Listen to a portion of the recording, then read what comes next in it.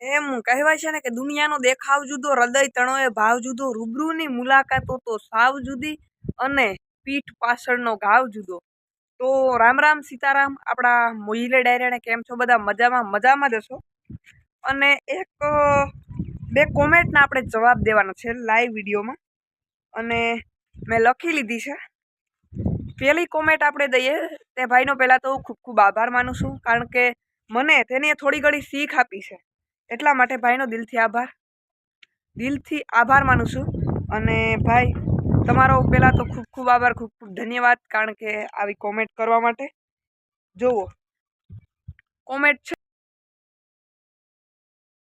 ભાઈની, એનો ફોટો હું નાખી દઈશ. એના ચાહકો નિલેશભાઈના વિડીયો પૂરેપૂરા જોવે છે. ઓકે ને ભાઈ, દુઃખદ ભરી ઘટનાનું ટાઇટલ લગાડી આવું ના મૂક. એટલે એમાં જેને આ ખરાબ કોમેન્ટ લાગતી હોય, પણ આ કોમેન્ટ ખરાબ નથી અને થોડી ખરાબ છે, એને ભાઈને છે ને સમજણ ઓલી ફેર થઈ છે, એટલા માટે આપણે. અને શાહકો નિલેશભાઈના વિડીયો પૂરેપૂરા જોવે છે, આ એ વાત સાચી છે. તો તેના જે શાહકો છે એને તો મેં વિડીયોમાં ચોખ્ખે ચોખ્ખું કીધું છે કે જે નીરજભાઈના વિડીયો પૂરેપૂરા ના જઈ શકતા હોય એવું જ મેં કીધું છે. એક વખત તમે જોજો એ વિડીયો, તેમાં 8,500+ વ્યૂ આવ્યા છે. તો એ જ વિડીયોમાં ભાઈને એક કોમેન્ટ આવી હતી. હું ભાઈનો કંઈ ખોટું નથી કહેતો અને દિલથી આભાર માનું છું, કારણ કે મને એનાથી એક શીખ જડે છે.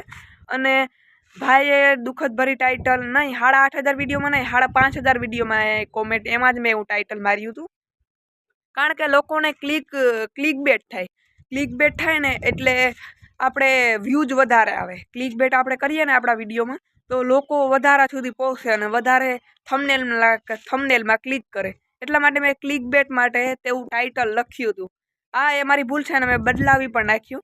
અને એવી રીતના ખાલી ક્લિક બેટ કરવા માટે મેં મારું ટાઇટલ લખ્યું હતું. અને ભાઈ નિલેશભાઈના શાહકો તો તેમના વિડીયો પૂરેપૂરા જોવે જ છે, પણ જેને મારા જે સબસ્ક્રાઈબર છે એ પણ જેને જાણવું હોય કે જેમાં ખબર નથી પાડી શકતા, હિન્દી ભાષા બોલે છે ને નિલેશભાઈ, એટલા માટે હિન્દીમાં ઘણા એને ખબર નથી પડતા. મારા ચાહકો એવા છે, એટલા માટે હું એના વિડીયા બનાવું છું. હિન્દીમાં નિલેશભાઈ વિડીયા બનાવે, ગુજરાતીમાં નથી બનાવતા.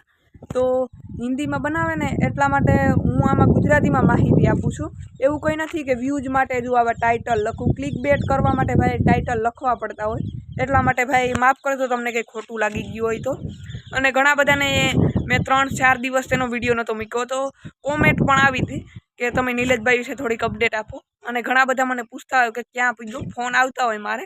અને હું તમને ક્યારેક લાઈવ અમારી વાત થતી હશે એ પણ તમે કહેશો તો મૂકીશ.